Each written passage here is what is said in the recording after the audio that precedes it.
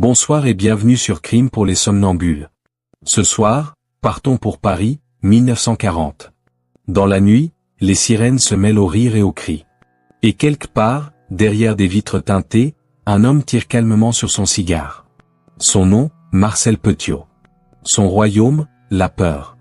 On l'appelait le docteur Satan, le monstre de la rue Le Sueur.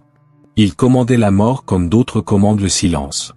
Né dans Lyon, formé par la guerre, il a bâti un empire sur la poudre et les corps. Mais l'histoire de ce soir ne parle pas d'un monstre. Elle raconte un homme qui portait une blouse blanche, qui soignait le jour, et tuait la nuit. Un homme qui a transformé l'occupation en terrain de chasse. Un homme qui promettait la liberté et offrait la mort. Ferme les yeux, laisse la nuit venir, et plonge avec nous dans un voyage au cœur des ténèbres. Il naît dans une France encore rurale, loin du bruit des grandes villes, dans le département de Lyon.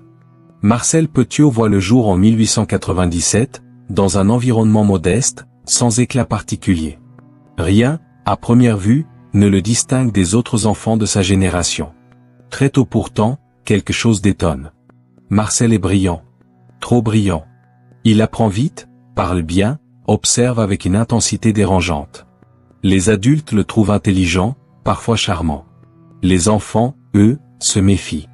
Il ment avec aisance. Il manipule. Il vole sans véritable nécessité. Il teste les limites, non par impulsivité, mais par curiosité. Il ne cherche pas la bagarre. Il cherche l'ascendant. À l'école, il fascine autant qu'il inquiète. Ses résultats sont bons, mais son comportement instable. Il peut se montrer serviable un jour, cruel le lendemain. Il ment sans émotion. Il accuse les autres avec aplomb. Et quand il est pris en faute, il se défend avec une assurance déconcertante. Déjà, Marcel sait parler. Dans la campagne de Lyon, les rumeurs circulent. On évoque un enfant étrange. Trop curieux. Trop malin. On raconte qu'il dissèque des animaux, qu'il observe leur mort avec une attention troublante. Rien de prouvé. Rien de suffisamment grave pour alerter. Juste des anecdotes, rangées dans la catégorie de l'excentricité. Les adultes ferment les yeux. Marcel comprend vite une chose essentielle. Le monde préfère les apparences rassurantes à la vérité dérangeante. Il apprend à sourire. À se rendre aimable. À dire ce que l'on attend de lui. Et surtout, à masquer ce qui se passe réellement en lui. Ce double jeu devient une seconde nature. À l'adolescence, son comportement se dégrade. Il vole de l'argent. Il falsifie des documents. Il se fait passer pour ce qu'il n'est pas. Il se fait surprendre, parfois, mais s'en sort toujours. Les sanctions sont légères. Les avertissements sans suite. Marcel apprend que l'audace paie. Lorsqu'il parle de devenir médecin, personne ne s'y oppose vraiment. Le métier est prestigieux. Respectable. Il rassure. Il permet d'exercer une autorité sans être contesté. C'est une vocation idéale pour un jeune homme qui aime être cru. La médecine l'attire moins pour soigner que pour contrôler. Il s'inscrit aux études médicales avec la même facilité qu'il a toujours montré.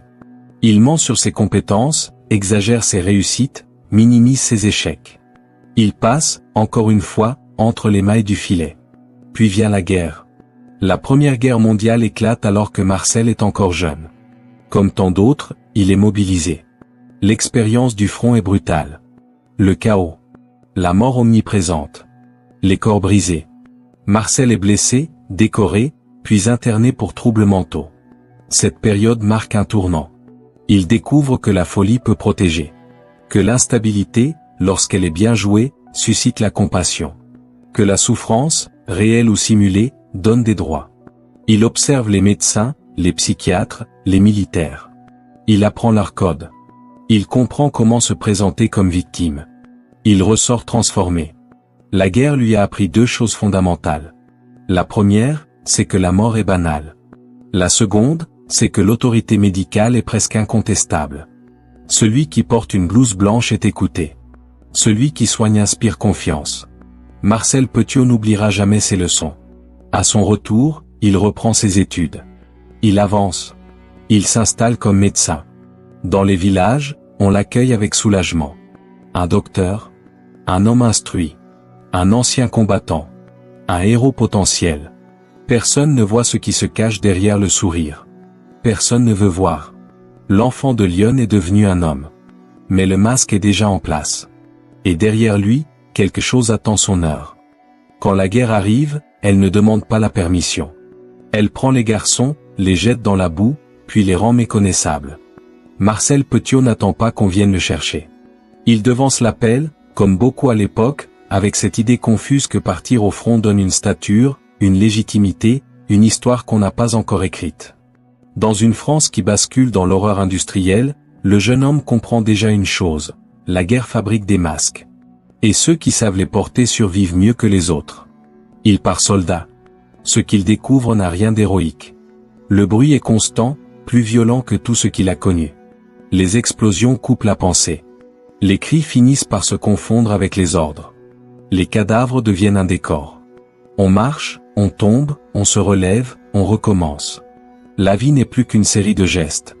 Et Marcel observe. Il observe les hommes qui craquent. Ceux qui pleurent en silence.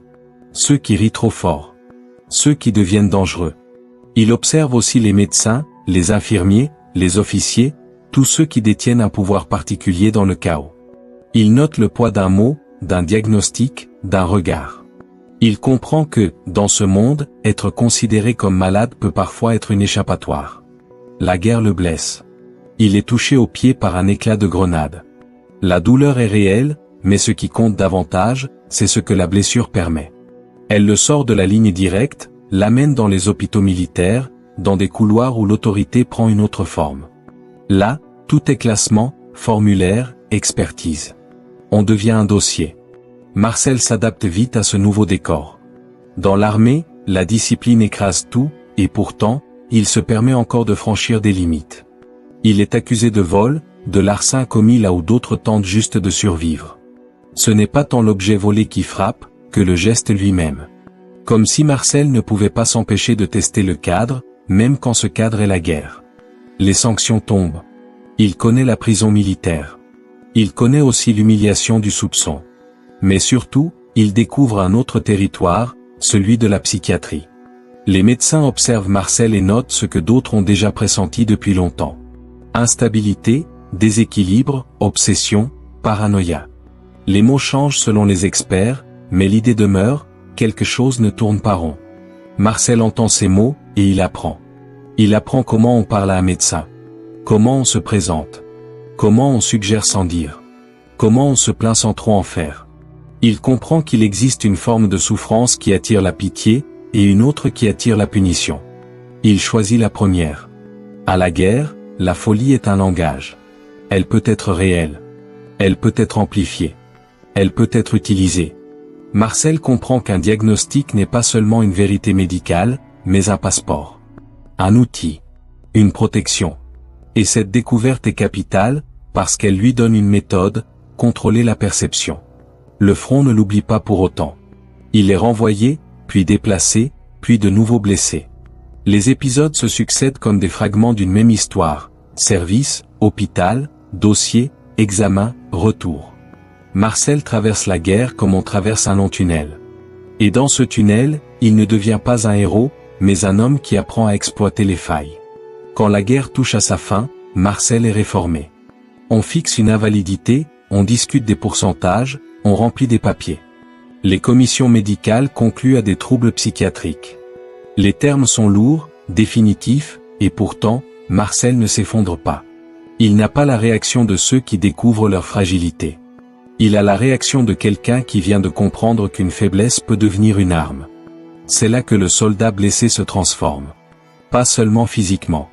Mentalement. Marcel revient dans une France épuisée, où tout le monde a perdu quelque chose. Dans ce contexte, il est facile de se présenter comme une victime légitime. Ancien combattant. Blessé. Marqué. Les gens respectent ces mots. Ils ouvrent des portes. Ils donnent des droits. Ils donnent surtout une aura. Marcel, lui, ne cherche pas la reconnaissance par la vérité. Il cherche la reconnaissance par l'image. Il reprend un parcours médical facilité par le statut d'ancien combattant, dans un monde où l'on veut reconstruire vite, où l'on veut croire aux figures respectables. Le futur médecin comprend que la blouse blanche efface beaucoup. Elle rassure. Elle impose. Elle fait taire le doute.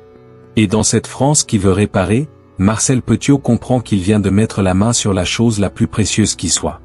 La crédibilité. La guerre l'a brisée, oui. Mais elle l'a aussi équipée. Il a appris que la douleur se contrôle. Que la pitié se provoque. Et que, dans un monde qui tremble, celui qui sait jouer un rôle peut devenir intouchable. Après la guerre, la France veut croire en la reconstruction. Elle a besoin de figures stables, rassurantes, presque irréprochables. Dans ce paysage meurtri, le médecin incarne tout ce que l'on espère retrouver. Le savoir, la maîtrise, l'autorité calme face au chaos. Marcel Petiot comprend immédiatement la valeur de ce rôle. Il reprend ses études médicales avec une détermination qui force l'admiration. Il parle bien. Il se montre cultivé. Il se présente comme un ancien combattant blessé, marqué par la guerre, mais désireux de servir. Ce récit fonctionne. Les administrations ferment les yeux sur ces zones d'ombre. Les incohérences passent pour des séquelles. Les retards pour des difficultés passagères. Le masque tient. Il obtient son diplôme et s'installe comme médecin. Dans les petites villes, un docteur est une bénédiction. On ne pose pas trop de questions. On est reconnaissant. Marcel s'installe d'abord à Villeneuve-sur-Yonne, puis dans d'autres communes. Partout, il impose rapidement sa présence. Il soigne, mais surtout, il parle. Il rassure. Il promet. Il se montre généreux. Il prescrit facilement. Il rend service. Il prête de l'argent. Il offre des consultations gratuites à ceux qui n'ont rien. Cette générosité n'est jamais désintéressée. Elle crée une dette morale. Une dépendance. Un lien. Marcel aime ses liens. Il aime être celui vers qui l'on se tourne. Celui qui sait. Celui qui décide. Dans son cabinet, il est maître absolu. Les patients s'assoient. Il reste debout. Il parle plus qu'il n'écoute. Il tranche. Il impose. Et personne ne conteste un médecin, surtout un ancien combattant décoré. Le masque s'épaissit. Derrière cette façade, Marcel continue de mentir. Il falsifie des ordonnances. Il détourne de l'argent. Il abuse de sa position. Il accumule des dettes qu'il ne rembourse pas. Mais à chaque fois, il s'en sort. Il parle. Il explique. Il convainc. Sa capacité à manipuler est intacte. À Villeneuve-sur-Yonne, il ne se contente pas d'être médecin. Il veut être quelqu'un. Il se lance en politique. Il se présente comme un homme moderne, énergique, proche du peuple. Contre toute attente, il est élu maire. Le pouvoir change d'échelle. Marcel Petiot devient une figure publique. Médecin et maire. Deux fonctions qui inspirent confiance. Deux fonctions qui permettent d'agir sans être remis en cause. Il gère la commune de manière autoritaire, parfois fantasque, mais efficace en apparence. Les plaintes existent. On parle de gestion douteuse. De dépenses injustifiées. De comportements étranges. Mais rien ne s'accroche vraiment. Marcel est habile. Il retourne les accusations. Il accuse à son tour. Il se présente comme victime d'acharnement. Encore une fois, le masque fonctionne. Pourtant, quelque chose inquiète ceux qui l'observent de près. Marcel ne semble jamais satisfait. Il accumule les rôles, mais ne s'y attache pas. Il cherche toujours plus. Plus de reconnaissance. Plus de pouvoir. Plus de contrôle. Comme si aucune position ne suffisait à combler un vide intérieur. Le médecin devient suspect. Des affaires éclatent. Détournement. Faux certificats. Escroquerie. Cette fois, les preuves s'accumulent. Marcel est révoqué de son poste de maire. Il est poursuivi. Il doit quitter Villeneuve-sur-Yonne. Mais il ne chute pas. Il disparaît quelque temps, puis réapparaît ailleurs. À Paris. La grande ville offre ce que les petites communes ne peuvent plus lui donner, l'anonymat dans la foule. Et surtout, de nouvelles opportunités. À Paris, Marcel Petiot change d'échelle. Il ouvre un cabinet. Il se présente comme spécialiste. Il cultive une image d'homme brillant, un peu excentrique, mais compétent. La capitale est moins regardante. Les patients affluents. Les relations se multiplient. Le masque devient plus sophistiqué. Il n'est plus seulement le médecin bienveillant. Il est le docteur mystérieux. Celui qui sait régler des problèmes délicats. Celui à qui l'on confie ce que l'on n'ose dire à personne. Il écoute, il promet, il rassure. Mais derrière cette façade, Marcel Petiot continue de mentir, de voler, de manipuler. Il vit au-dessus de ses moyens. Il accumule les combines. Il échappe encore à la justice. À ce stade, rien n'indique encore les crimes à venir. Mais tout est déjà en place. Le mensonge comme mode de vie. Le masque comme seconde peau. La médecine comme outil d'autorité. Marcel Petiot n'est pas encore le docteur Satan que l'histoire retiendra. Il est un homme respecté, parfois craint, souvent admiré. Et surtout, il a compris une chose essentielle. Dans un monde qui cherche désespérément à croire, celui qui porte le bon masque peut aller très loin. À Villeneuve-sur-Yonne, Marcel Petiot a tout voulu, tout de suite. Le pouvoir médical ne lui suffisait pas. Il lui fallait le pouvoir politique, celui qui décide pour les autres, celui qui impose sa vision sans discussion. Être médecin, c'était être écouté. Être maire, c'était être obéi. Son élection surprend, mais elle s'explique. Petiot sait parler aux foules. Il promet des routes, des logements, une modernisation rapide. Il se présente comme un homme d'action, un ancien combattant, un médecin qui comprend les besoins concrets. Dans une France fatiguée, ce discours rassure. Il gagne. Très vite, la mairie devient son terrain de jeu. Il gouverne seul. Il décide seul. Il signe des contrats, engage des dépenses, lance des projets sans concertation. Il agit vite, parfois trop vite. Les finances de la commune se dégradent. Les factures s'accumulent. Les décisions deviennent incohérentes. Mais Petiot parle encore. Il justifie. Il promet que tout ira mieux. Il accuse ses opposants d'immobilisme, d'incompétence, de jalousie. Il se présente comme un visionnaire incompris. Et pendant un temps, cela fonctionne. Les habitants veulent croire que leur maire sait ce qu'il fait. Les premières plaintes émergent.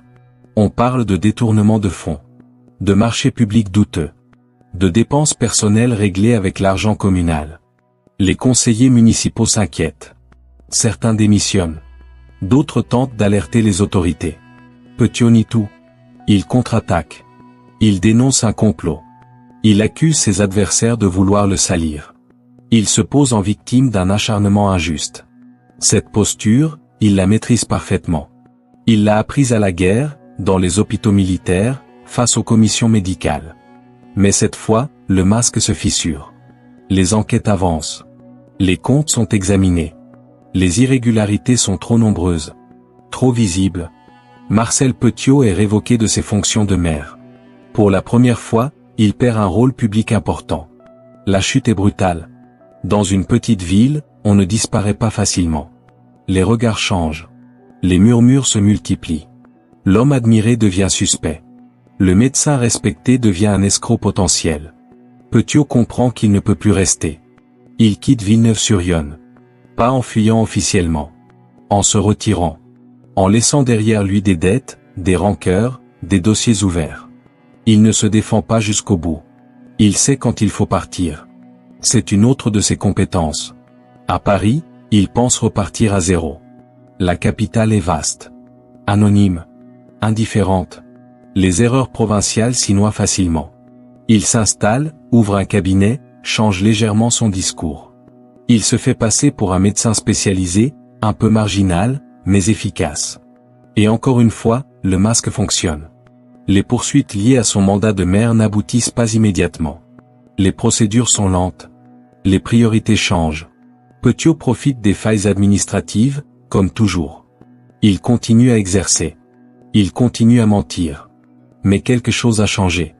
La chute politique laisse une trace. Une frustration profonde. Marcel a goûté au pouvoir officiel, et il l'a perdu.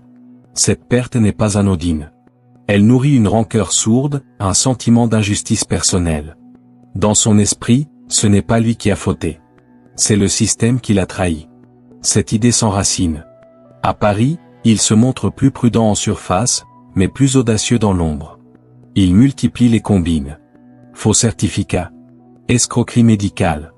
Promesses impossibles. Il attire des patients en situation délicate. Des gens prêts à payer pour une solution rapide, discrète. Le cabinet devient un lieu particulier. Un endroit où l'on vient avec des secrets. Des peurs. Des projets illégaux parfois. Petiot écoute tout. Il note. Il observe. Il comprend que la médecine peut être un prétexte à bien plus que soigner. Le maire déchu a perdu une scène publique. Mais il a gagné quelque chose de plus dangereux. l'expérience de l'impunité. La certitude qu'il peut tomber, et se relever. Cette certitude va bientôt rencontrer un contexte historique exceptionnel. Un contexte où la peur, la fuite et la clandestinité deviendront monnaie courante. Et dans ce chaos à venir, Marcel Petiot va trouver un terrain idéal. Paris est une ville idéale pour disparaître sans partir. Elle avale les trajectoires brisées, les réputations abîmées, les passés encombrants. Dans ces rues, personne ne demande d'où l'on vient, tant que l'on semble savoir où l'on va. Marcel Petiot s'y installe comme on entre dans une foule protectrice. Il ouvre un cabinet médical dans le 11e arrondissement, rue Le Sueur. L'adresse est discrète. Le quartier populaire. Le lieu parfait pour attirer une clientèle variée, souvent fragile, parfois désespérée. Petiot soigne officiellement. Il prescrit. Il reçoit. Il écoute. Mais surtout, il observe. Il a appris de ses échecs. À Villeneuve-sur-Yonne, tout le monde finissait par savoir.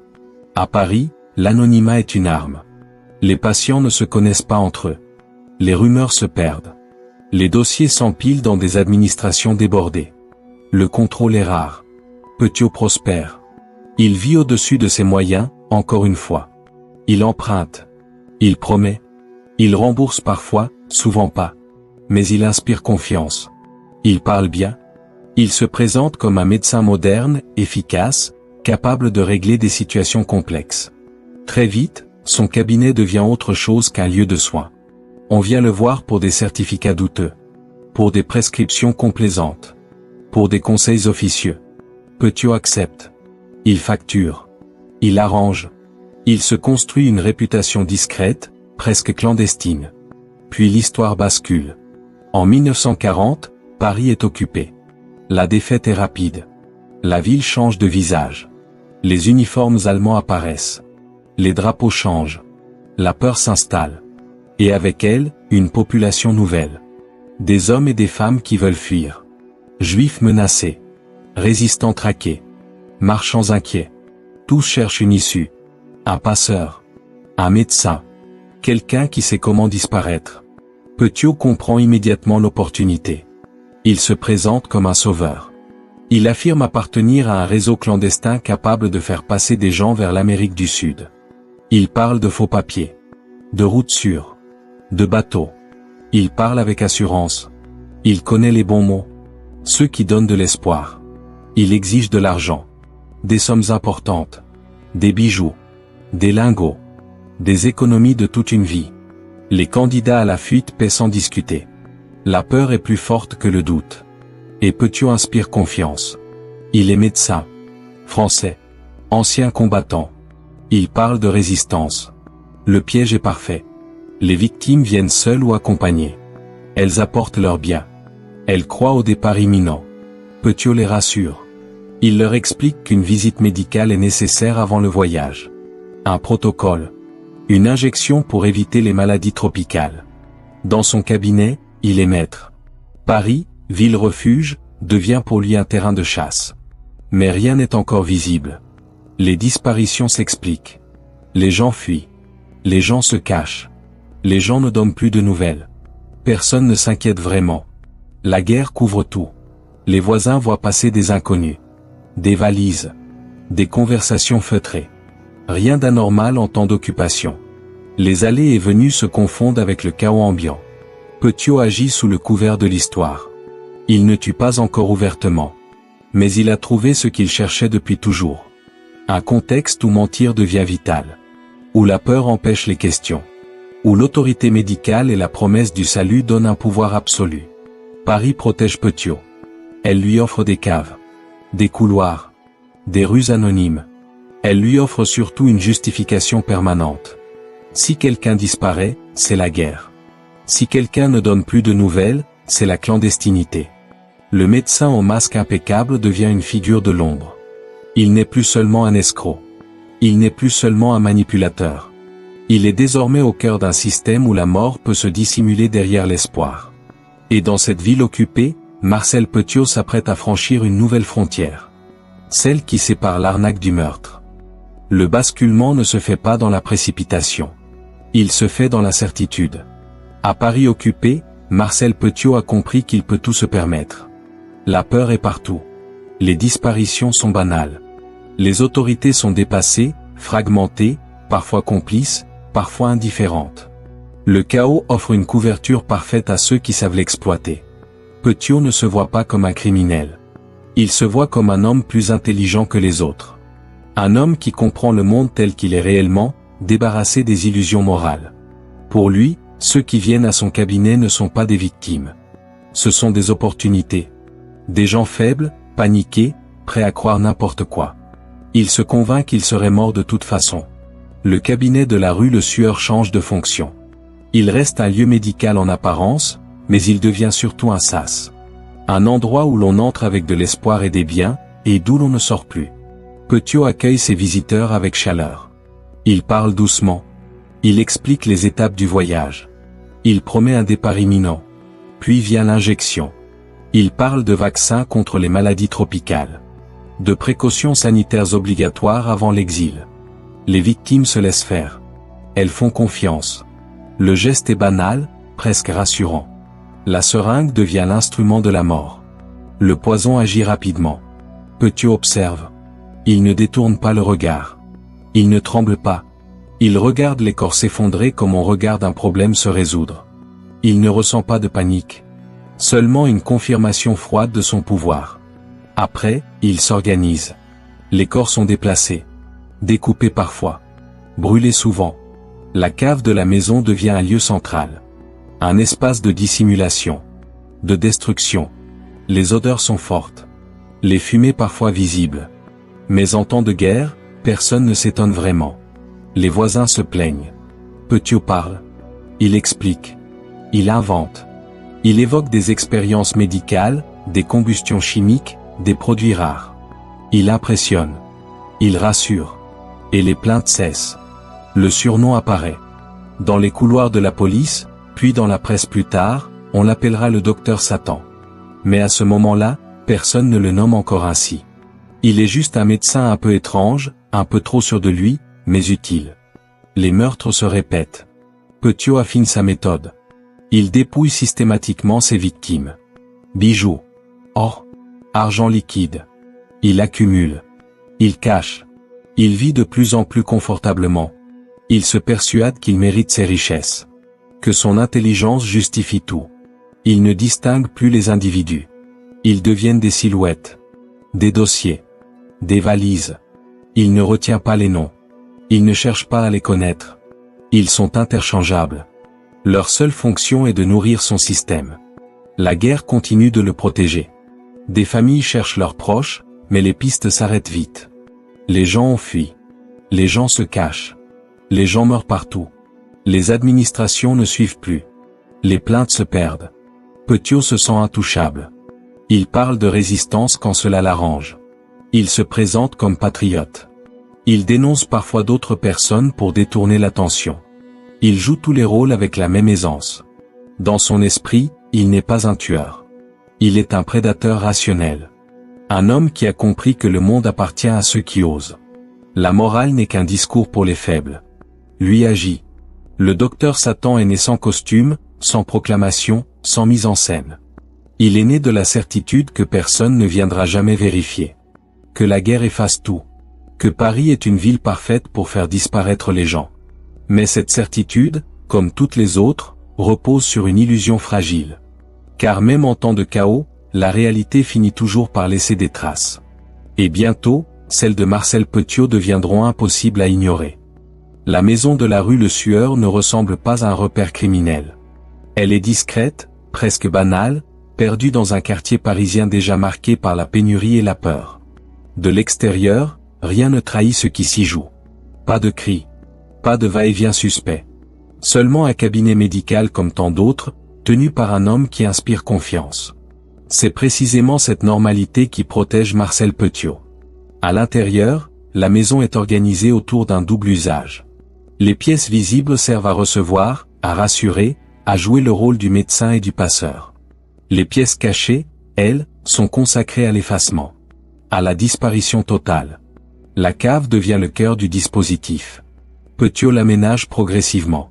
Il y installe un four rudimentaire, des produits chimiques, des contenants. Il expérimente. il ajuste. Il cherche des moyens efficaces pour faire disparaître les corps sans laisser de traces exploitables. L'odeur est parfois insoutenable. La fumée s'échappe. Les voisins s'inquiètent. Petiot parle encore. Il évoque des expériences médicales. Des produits rares. Des recherches secrètes liées à la guerre. Il impressionne, use de jargon, affirme travailler pour des réseaux importants. Dans un Paris occupé, ces explications suffisent souvent à faire taire la curiosité. La maison absorbe les victimes. Elles arrivent chargées de leurs biens, pleines d'espoir. Petiot les installe. Il les fait patienter. Il leur parle du voyage imminent. Puis, sous prétexte d'un examen médical, il les conduit à la mort. Le rituel est toujours le même. Aucun débordement émotionnel. Aucun éclat. Tout est fonctionnel. Les cadavres sont ensuite transportés dans la cave. Certains sont découpés pour faciliter leur destruction. D'autres sont brûlés entiers. Les restes sont parfois jetés dans la Seine, parfois enfouis, parfois réduits à l'état de fragments impossibles à identifier. La maison devient un lieu saturé de morts. Mais personne ne vient regarder de trop près. La guerre anesthésie les sens. Les odeurs sont partout dans Paris. Le charbon, les déchets, la misère. Une plainte de plus ne déclenche rien. Petiot vit au-dessus de cette horreur. Il mange, il dort, il reçoit des visiteurs, parfois le lendemain même d'un meurtre. Il se montre jovial. Il plaisante. Il parle de résistance, de courage, d'avenir. Cette capacité à compartimenter est totale. Il n'a pas de remords visible. La maison de l'horreur fonctionne parce qu'elle est dissimulée derrière une institution respectée. Le cabinet médical. Le médecin. L'homme instruit. Dans l'imaginaire collectif, ces figures ne sont pas associées aux crimes de masse. Petiot exploite ce biais sans hésiter. Il accumule les richesses. Il cache de l'or, des bijoux, des devises étrangères. Il investit. Il dépense. Il se sent puissant. Il se croit au-dessus de la loi, au-dessus du chaos même. Mais la maison commence à parler. Pas par des cris. Par des détails. Des restes retrouvés par hasard. Des voisins plus insistants. Des policiers qui notent des incohérences. Rien de suffisant pour l'arrêter immédiatement, mais assez pour créer un malaise. La guerre touche à sa fin. Paris change à nouveau de visage. Les équilibres se déplacent. Les autorités se recomposent. Ce qui était toléré hier devient suspect aujourd'hui.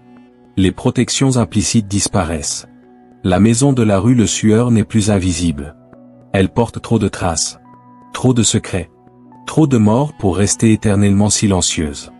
Et Marcel Petiot, qui a toujours cru maîtriser le récit, commence à sentir que le masque menace de tomber.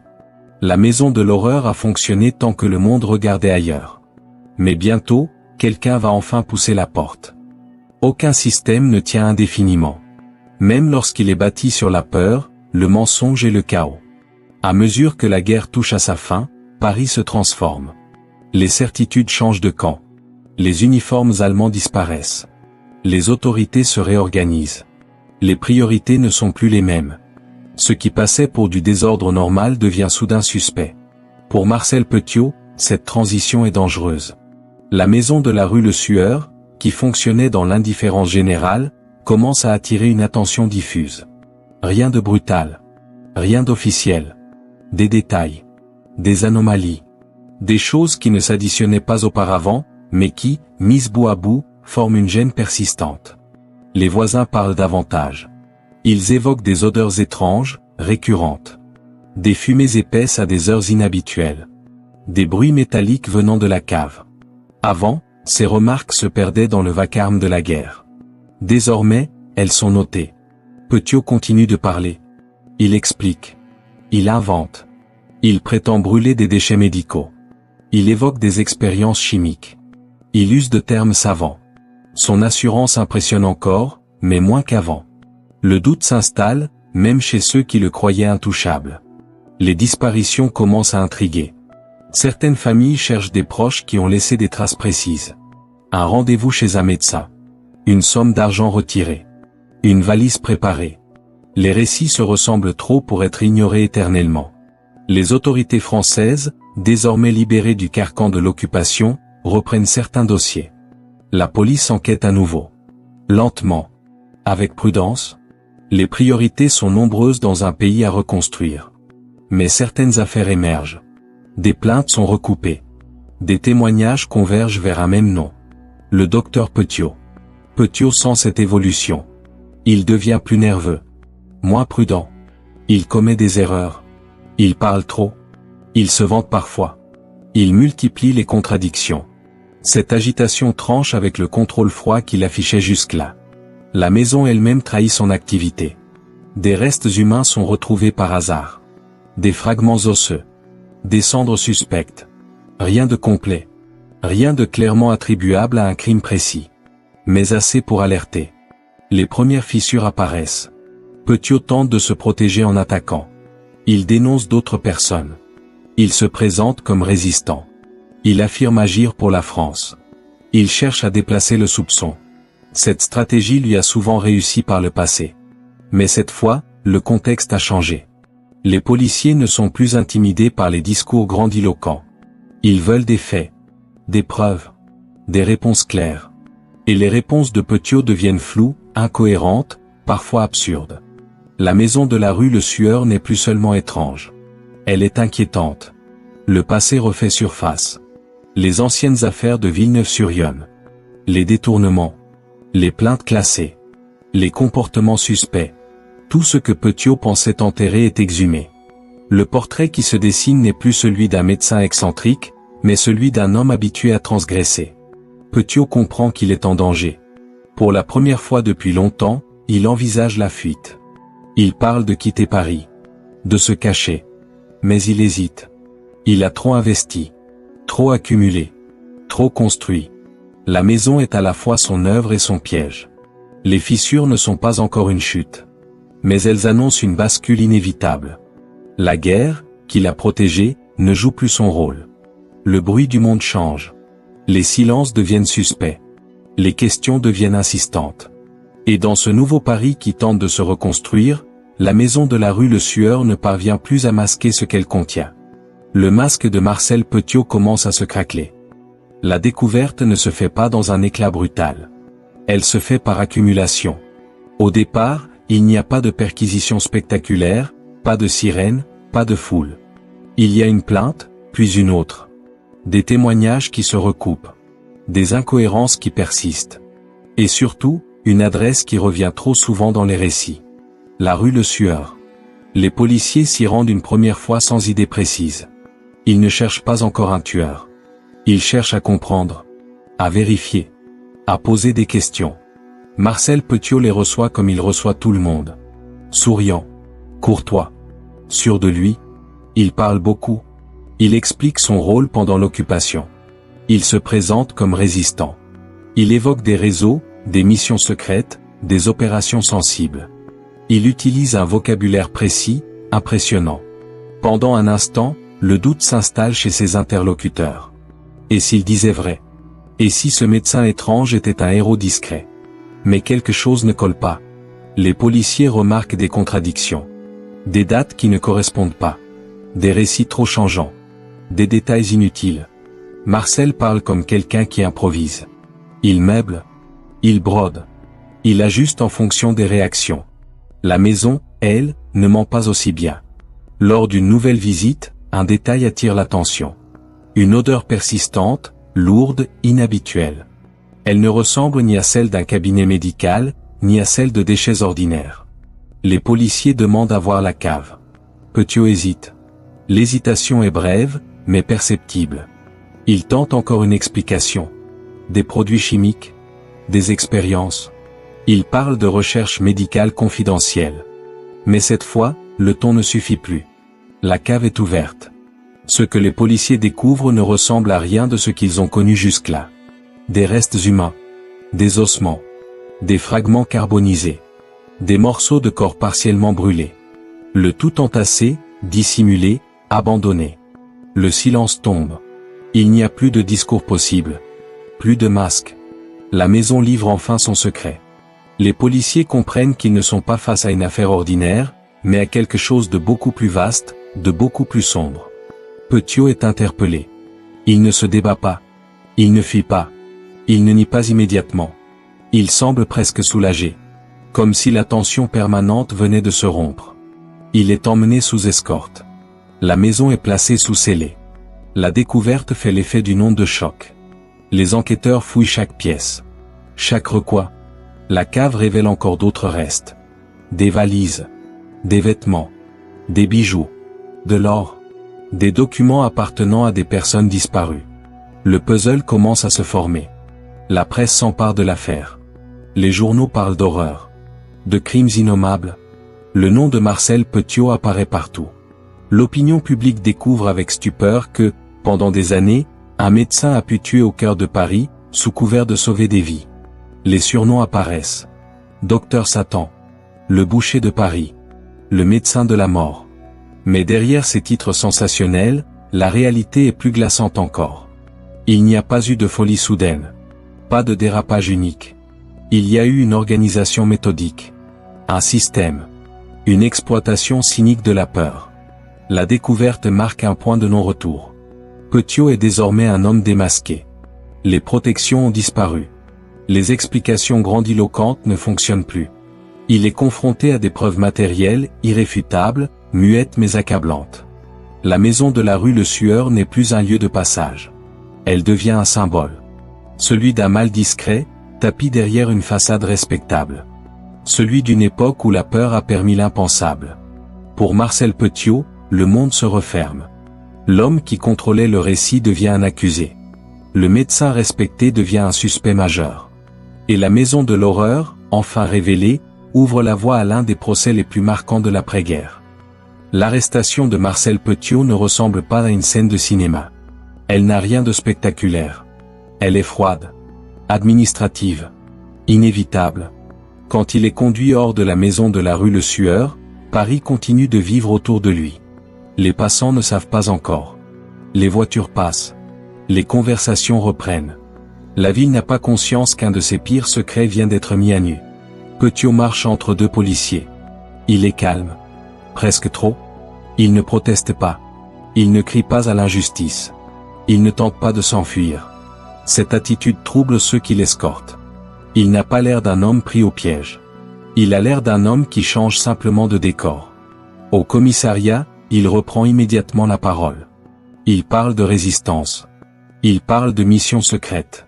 Il parle d'ennemis éliminés pour la France. Selon lui, les corps retrouvés ne sont pas ceux de victimes innocentes, mais de collaborateurs, de traîtres, de criminels exécutés dans le cadre d'actions clandestines. Il affirme avoir agi sur ordre. Il évoque des réseaux dont il ne donne jamais de nom précis. Les enquêteurs écoutent. Il laisse Petiot parler, se perdre, se contredire. Son récit est confus, changeant, incohérent. Les dates ne correspondent pas. Les versions évoluent d'une audition à l'autre. Les policiers notent tout. Ils savent qu'ils n'ont pas besoin de le confronter frontalement. Les faits parleront d'eux-mêmes. Les perquisitions continuent. Pendant que Petiot est interrogé, la maison est fouillée méthodiquement. Chaque pièce livre de nouveaux éléments. Des vêtements appartenant à des disparus. Des bijoux reconnus par des familles. Des valises abandonnées. De l'or caché dans les murs, sous les planchers, dans les conduits. Le récit de la résistance s'effondre. Aucun réseau ne revendique Petiot. Aucun document ne confirme ses affirmations. Les services concernés nient toute collaboration. Les victimes identifiées ne correspondent pas à des profils de collaborateurs notoires. Beaucoup étaient des personnes cherchant à fuir, souvent juives, souvent menacées. Face à ces éléments, Petiot ne flanche pas. Il modifie simplement son discours. Il nie certains faits. Il en reconnaît d'autres à demi-mot. Il joue sur les zones grises. Il se présente comme un patriote incompris, trahi par l'histoire. Les enquêteurs comprennent à qui ils ont affaire. Petiot ne reconnaîtra jamais ses crimes comme tels. Il ne dira jamais « j'ai tué pour voler ». Il préférera toujours un récit grandiose, héroïque, même absurde, à une vérité banale et monstrueuse. L'arrestation devient officielle. Il est inculpé pour assassinat multiple, escroquerie, détournement, profanation de cadavres. La liste est longue, lourde, accablante. Il est placé en détention provisoire. En cellule, Petiot ne s'effondre pas. Il continue de parler. À ses codétenus, aux gardiens, à quiconque veut bien l'écouter. Il raconte son rôle dans la résistance. Il se présente comme une victime d'un complot. Certains l'écoutent. D'autres se moquent. Mais lui continue. Il ne supporte pas le silence. Contrairement à d'autres criminels, Petiot n'est pas écrasé par la chute. Il est animé par une certitude inébranlable, celle d'être plus intelligent que ceux qui le jugent. Cette arrogance, intacte, devient presque fascinante pour ceux qui l'observent. L'arrestation ne met pas fin à son besoin de contrôle. Elle le déplace. Désormais, le théâtre n'est plus la rue Le Sueur. C'est la prison, les interrogatoires, la presse, et bientôt, la salle d'audience. La France découvre peu à peu l'ampleur de l'affaire. Les journaux publient des photos de la maison, des descriptions de la cave, des listes de victimes potentielles. L'opinion est choquée. Comment un homme a-t-il pu agir ainsi, si longtemps, sans être inquiété? Marcel Petiot devient un symbole. Celui d'une époque troublée. Celui d'un mal qui s'est caché derrière les habits de la respectabilité. Celui d'un homme qui a profité de la guerre pour assouvir ses instincts. L'arrestation est un point de bascule. Mais ce n'est pas la fin. C'est le début d'un affrontement public entre un homme convaincu de sa supériorité et une société qui cherche à comprendre comment elle a pu le laisser faire. Dès les premiers jours de détention, Marcel Petiot transforme l'enquête en scène de théâtre. Il parle, sans cesse. Face aux policiers, aux juges d'instruction, aux médecins, il déroule un récit mouvant, instable, impossible à fixer. Chaque version chasse la précédente. Chaque contradiction est remplacée par une nouvelle affirmation encore plus grandiose. Pour Petiot, le mensonge n'est pas une défense. C'est une posture. Il ne nie pas tout. Il nie l'essentiel. Selon lui, il n'a jamais assassiné d'innocents. Il affirme avoir agi dans le cadre d'un réseau secret de résistance. Les corps retrouvés seraient ceux de collaborateurs, d'indicateurs, d'ennemis de la France. Les richesses accumulées ne seraient que des fonds destinés à financer la lutte clandestine. Il se présente comme un patriote sacrifié. Les enquêteurs démontent patiemment ce récit. Aucun réseau ne confirme son existence. Aucun chef de résistance ne reconnaît Petiot. Les services alliés n'ont jamais entendu parler de lui. Ces affirmations changent selon l'interlocuteur. Les dates varient. Les missions se déplacent. Les ennemis se multiplient sans logique. Petiot s'adapte. Quand on lui montre une preuve matérielle, il ne la conteste pas frontalement. Il la recontextualise. Un bijou reconnu par une famille devient un dépôt volontaire. Une valise abandonnée devient un colis temporaire. Des ossements humains deviennent des restes d'ennemis exécutés. Il ne cède jamais. Les juges observent un homme incapable d'admettre une faute simple. Pour Petiot, reconnaître un meurtre par intérêt serait s'abaisser. Il préfère une fiction héroïque, même absurde, à une vérité triviale. Les experts psychiatres sont sollicités. Ils décrivent un individu narcissique, manipulateur, mythomane, doté d'une intelligence réelle mais entièrement tournée vers la domination. Ils concluent à une responsabilité pénale pleine et entière. Petiot savait ce qu'il faisait. Il savait que c'était interdit. Il savait que c'était immoral. Il a choisi d'agir quand même. Cette conclusion est capitale. Elle prive Petiot de la dernière échappatoire possible. Il ne pourra pas se cacher derrière la folie. Il est responsable. Et cette responsabilité, il la refuse intérieurement. En détention, il continue de parler. Il écrit. Il se plaint. Il dénonce. Il accuse. Il invente des complots. Il affirme être victime d'un acharnement politique. Certains codétenus l'écoutent, fascinés par son assurance. D'autres le rejettent, lassés par son arrogance. Mais Petiot ne cherche pas l'adhésion. Il cherche l'attention. Chaque regard posé sur lui est une victoire. Chaque discussion est un terrain conquis. Il se nourrit de la réaction des autres. Le silence, en revanche, lui est insupportable. Les mensonges finissent par l'isoler. Les juges cessent de chercher une vérité dans ses paroles. Ils s'appuient désormais uniquement sur les preuves matérielles, les témoignages, les recoupements. Petiot devient un élément du décor judiciaire, un obstacle à contourner plutôt qu'une source d'information. Il comprend qu'il perd le contrôle du récit. Cette perte est insupportable. Pour la première fois, il n'est plus maître de la narration. Il est décrit, analysé, disséqué, par des experts, des journalistes, des magistrats, des gens qui parlent de lui sans lui. Sa colère est froide. Il annonce qu'il se défendra seul au procès. qu'il révélera tout, qu'il confondra ses accusateurs. Cette promesse, il la répète à l'envi. Elle devient son dernier refuge. Les mensonges ne le protègent plus. Ils ne font que renforcer l'image d'un homme incapable d'assumer la réalité de ses actes. Un homme enfermé dans sa propre mythologie, incapable de reconnaître la souffrance qu'il a causée.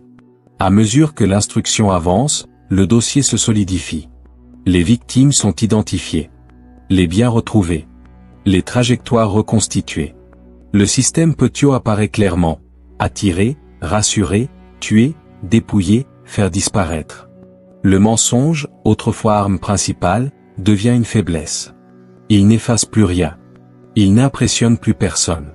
Et bientôt, Marcel Petiot devra affronter un lieu où le discours ne suffit pas. Où la parole se heurte aux faits. Où le masque, même le plus élaboré, finit par tomber. La salle d'audience. Le procès de Marcel Petiot s'ouvre dans une France encore secouée par la guerre. Le pays tente de se reconstruire, mais certaines affaires refusent de se laisser enterrer. Celle-ci en fait partie. Elle concentre tout ce que l'époque a produit de plus sombre, la peur, la fuite, la trahison, et l'exploitation méthodique de la détresse humaine. La salle d'audience est comble. Journalistes, magistrats, curieux, familles de disparus. Tous veulent voir l'homme derrière le nom. Le médecin. Le notable. Le monstre. Petiot entre sous escorte, droit, sûr de lui, presque satisfait de l'attention. Il salue. Il observe. Il jauge la salle comme s'il entrait en scène. Il a attendu ce moment. L'acte d'accusation est lu longuement. Trop longuement. Les chefs sont nombreux. Assassinats multiples. Escroquerie. Vol. Profanation de cadavres. Les faits s'accumulent, implacables. Les dates. Les lieux. Les noms. Chaque mot alourdit l'atmosphère. Petiot écoute sans broncher. Il ne baisse pas la tête. Il ne manifeste aucune émotion visible. Quand vient son tour de parler, il prend la parole avec aisance. Il se défend seul, comme il l'avait annoncé. Il attaque l'accusation. Il ironise. Il se pose en héros méconnu. Selon lui, ce procès est une farce. Il affirme encore et encore avoir agi pour la France. Il parle de résistants exécutés. De traîtres éliminés. Il évoque des ordres secrets, des réseaux invisibles. Il accuse l'État de l'abandonner après l'avoir utilisé. Son discours est long, confus, parfois brillant, souvent absurde. La salle réagit. Certains rient. D'autres murmurent. Les familles, elles, écoutent en silence. Pour elles, ces mots sont une insulte. Une négation de la réalité. Une tentative de voler jusqu'au sens même de la mort de leurs proches. Les témoins défilent. Policiers. Experts. Voisins. Anciens patients. Les preuves matérielles sont exposées. Les ossements. Les objets personnels. Les valises. Les caches d'or. Chaque élément détruit un peu plus le récit héroïque de Petiot. Les psychiatres confirment leurs conclusions. Petiot est pleinement responsable de ses actes. Intelligent. Lucide. Calculateur. Il ne souffre pas de délire abolissant son discernement. Il ment parce que cela lui permet de conserver une image de supériorité. Il refuse la banalité du crime. L'accusation insiste. Elle décrit un système froid, organisé, motivé par l'appât du gain et le goût du pouvoir. Elle rappelle que les victimes n'étaient pas des collaborateurs, mais des hommes, des femmes, souvent juifs, cherchant à échapper à la mort. Elle parle de confiance trahie, de promesses utilisées comme piège. Petiot ne cède pas. Il coupe la parole. Il se moque. Il provoque. Il sourit parfois. Cette attitude choque profondément. Elle transforme le procès en confrontation morale. D'un côté, les faits. De l'autre, un homme enfermé dans sa propre fiction. Le verdict tombe après plusieurs jours d'audience. Marcel Petiot est reconnu coupable de 24 meurtres, même si le nombre réel de victimes reste incertain. La peine est sans surprise. La condamnation est maximale. La justice tranche sans ambiguïté. La sentence est la mort. À l'annonce du verdict, Petiot ne s'effondre pas. Il ne crie pas. Il ne supplie pas. Il hausse les épaules. Il lâche une phrase cynique, presque désinvolte. Jusqu'au bout, il refuse de reconnaître la gravité de ce qu'il a fait. Le procès s'achève dans un silence lourd. Pour la société, c'est une tentative de clôture. Pour les familles, ce n'est qu'une étape. La vérité judiciaire n'efface pas l'absence. Elle ne comble pas les vides. Petiot est reconduit en cellule. Il continue de parler, de se défendre, de réécrire l'histoire. Mais cette fois, plus personne ne l'écoute vraiment. Le monstre a été jugé, condamné, nommé. Il reste une dernière étape, la plus froide, la plus définitive. Après le verdict, le temps se rétracte. Il ne s'étire plus. Il se compte. Marcel Petiot est reconduit dans sa cellule avec la même assurance qu'il a affichée tout au long du procès. La condamnation à mort n'a pas provoqué de rupture visible. Aucun effondrement. Aucun appel désespéré. Il semble accepter la sentence comme on accepte une contrariété finale, sans y voir une remise en question. Dans les jours qui suivent, il parle encore. Aux gardiens. Aux visiteurs autorisés. À lui-même. Il continue de raconter sa version. Il affirme que l'histoire le réhabilitera. Que la vérité éclatera après sa mort. Que ceux qui l'ont condamné comprendront trop tard. Cette certitude est inébranlable. Elle lui permet de rester droit face à l'inévitable. Il ne demande pas pardon. Il ne parle jamais des victimes comme de personnes. Il évoque des affaires, des cas, des situations. La souffrance qu'il a causée reste abstraite, lointaine, sans consistance émotionnelle. Jusqu'au bout, il refuse de reconnaître l'humanité de ceux qu'il a détruits. Les recours sont rejetés. La grâce présidentielle n'est pas accordée. Le dossier est trop lourd. Les crimes trop nombreux. L'opinion publique trop choquée. La justice veut une fin claire, sans ambiguïté. La date est fixée. À l'approche de l'exécution, Petiot ne change pas d'attitude. Il mange. Il dort. Il plaisante parfois. Certains témoins parleront d'un homme calme, presque détaché. D'autres y verront une ultime provocation. Peut-être les deux. Il écrit encore. Des lettres confuses. Des justifications. Des accusations contre ceux qui l'ont jugé. Il se met en scène une dernière fois, comme s'il préparait sa propre légende. Un héros incompris. Un martyr. Une figure que l'histoire aurait trahi. Mais l'histoire n'écoute plus. Le matin de l'exécution, tout est réglé à la minute près. Les couloirs sont silencieux. Les gestes précis. La guillotine est prête. Instrument froid, impersonnel, définitif. Elle n'entend ni les discours, ni les mensonges. Marcel Petiot marche jusqu'au bout. Il ne trébuche pas. Il ne résiste pas. Il ne se tait pas non plus. Il prononce encore quelques mots, sans repentir, sans émotion visible. Puis le mécanisme s'abat. Rapidement. Sans appel. Comme une fermeture nette. Tout s'arrête. Le corps est emporté. Le nom est inscrit dans les registres. L'affaire est classée juridiquement. La machine judiciaire a fait son œuvre. Mais la fin de Marcel Petiot ne soulage pas. Elle laisse derrière elle une impression glaciale. Celle d'un homme qui n'a jamais reconnu le mal qu'il incarnait. Qui est allé jusqu'au bout de sa logique sans jamais se regarder autrement que comme un être supérieur. La France tourne la page. La maison de la rue Le Sueur est vidée, nettoyée, transformée. Les années passent. Paris change. Les rues reprennent leur anonymat. Mais le nom de Petiot demeure, associé à une horreur froide, méthodique, dissimulée derrière une blouse blanche. La fin sans remords clôt l'histoire d'un homme. Mais elle ouvre une question plus vaste. Comment un tel individu a-t-il pu agir si longtemps? Comment le chaos d'une époque a-t-il permis cela? Comment la respectabilité a-t-elle servi de masque au pire? Marcel Petiot est mort sans comprendre. Ou sans vouloir comprendre. Et c'est peut-être cela, plus encore que ses crimes, qui glace encore aujourd'hui. Après la mort de Marcel Petiot, le silence ne retombe pas tout de suite. Il flotte. Il hésite. La France d'après-guerre tente de se reconstruire, mais certaines affaires s'accrochent à la mémoire collective comme des échardes. Celle de Petiot en fait partie. Non pas seulement par l'ampleur des crimes, mais par ce qu'ils révèlent d'une époque troublée, poreuse, où la frontière entre le chaos et la normalité s'est dangereusement estompée. Le nom de Petiot circule encore. Dans les journaux. Dans les conversations. Dans les rapports judiciaires. On écrit beaucoup sur lui. Trop, parfois. Certains articles cherchent le sensationnel. Ils parlent du docteur Satan, du boucher de Paris, du monstre à la blouse blanche. Les titres frappent fort, mais ils simplifient. Ils transforment un système criminel complexe en figure presque mythologique. Cette mythification dérange. Elle donne l'illusion que le mal était exceptionnel, isolé, presque irréel. Or, ce que l'affaire Petiot met en lumière est bien plus inquiétant. Il n'a pas agi dans un désert moral. Il a prospéré dans un contexte précis, nourri par la peur, la désorganisation, l'urgence de survivre. Les familles, elles, vivent une autre temporalité. Pour elles, le procès et l'exécution n'ont pas clos l'histoire. Les corps n'ont pas tous été identifiés. Les circonstances exactes de certaines disparitions restent floues. Il y a des absences sans tombe, des noms sans certitude. La mémoire du crime est fragmentée.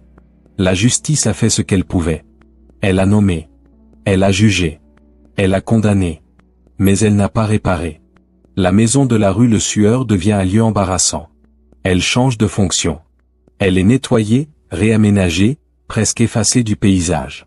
On évite d'en parler. Paris ne sait pas très bien quoi faire de ce souvenir. La ville préfère avancer. Pourtant, l'affaire continue d'être étudiée. Par des historiens. Par des criminologues. Par des psychiatres. On cherche à comprendre comment un homme a pu utiliser la médecine comme outil de prédation. Comment le prestige social a servi de bouclier. Comment l'occupation a créé des zones d'ombre propices à l'irréparable. La mémoire du crime devient un objet d'analyse. Elle dépasse Petiot lui-même. Elle interroge la société qui l'a laissé agir. Les institutions débordées. Les aveuglements volontaires. Les silences complices, parfois inconscients. La peur qui empêche de poser des questions. Petiot n'est plus là pour parler. Ses mensonges se sont arrêtés avec lui. Il ne peut plus manipuler le récit. Ce sont désormais les faits, les archives, les témoignages qui racontent l'histoire. Et ce récit est moins flamboyant, mais plus dérangeant. Il montre un homme ordinaire dans son apparence, extraordinairement cynique dans ses actes. La mémoire du crime n'est pas figée. Elle revient par vagues. À chaque nouvelle guerre. À chaque crise. À chaque période où la peur devient un outil de contrôle.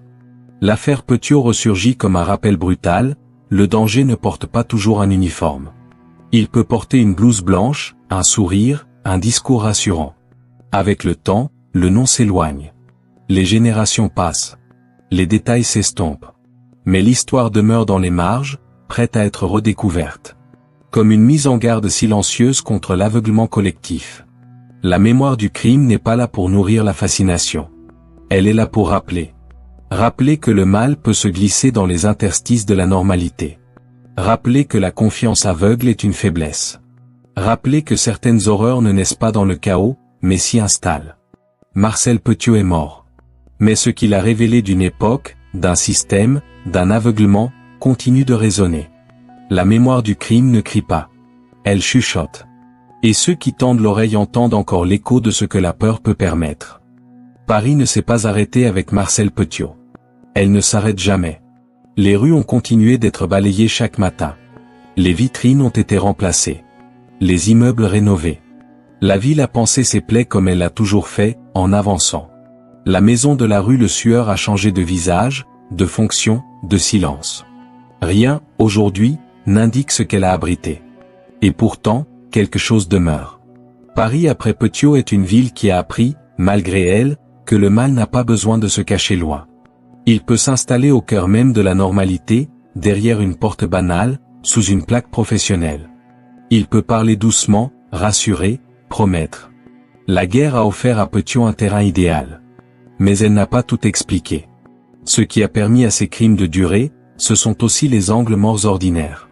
La confiance accordée à certaines figures. La peur de poser des questions. Le réflexe de détourner le regard quand le contexte semble trop instable pour supporter davantage de vérité. Après lui, les institutions changent lentement. Les contrôles médicaux se renforcent. Les pratiques sont davantage encadrées. Les réseaux clandestins sont observés avec plus de prudence. Rien de spectaculaire. Rien d'immédiat. Mais l'affaire Petiot laisse une trace souterraine dans la manière d'appréhender l'autorité et la respectabilité. Les historiens reviendront souvent sur son cas. Non pour nourrir le sensationnel, mais pour comprendre comment une société fragilisée peut devenir perméable à l'imposture la plus meurtrière. Petiot n'est pas un accident isolé. Il est un révélateur. D'une époque. D'un désordre. D'un besoin désespéré de croire. Paris, elle, absorbe. Elle a vu passer des rois, des révolutions, des massacres, des libérations. Elle sait faire disparaître les traces visibles tout en conservant les cicatrices invisibles. Les crimes de Petiot n'ont pas laissé de monument. Pas de plaque. Pas de mémorial. Ils ont laissé une gêne. Un malaise diffus. L'idée que, même dans les périodes les plus sombres, le danger ne vient pas toujours de là où on l'attend. Qu'il peut se glisser dans les rôles les plus rassurants. Qu'il peut prospérer quand la peur devient une norme. Les victimes, elles, ne reviennent pas. Leurs noms ne sont pas tous connus. Leurs histoires ne sont pas toutes racontées. Certaines ont disparu sans trace définitive. Paris est pleine de ces absences silencieuses, enfouies sous des décennies de mouvement. Marcel Petiot est mort sans remords. Mais son histoire n'a pas disparu avec lui. Elle reste comme un avertissement discret. Un murmure dans les archives. Un rappel que la barbarie n'a pas toujours besoin de violence visible pour s'imposer. Paris après lui continue de vivre. Les gens passent. Les portes se ferment. Les nuits tombent. Et dans cette ville qui n'oublie jamais complètement, l'ombre de Marcel Petiot ne se manifeste plus par la peur, mais par une vigilance fragile, toujours menacée de s'éteindre. Parce que l'histoire l'a montré une fois. Quand la confiance devient aveugle, quand le chaos justifie le silence, le pire peut entrer sans frapper. La nuit recouvre Paris. La ville respire. Et le crime, enfin nommé, appartient désormais au passé. Mais la leçon, elle, demeure.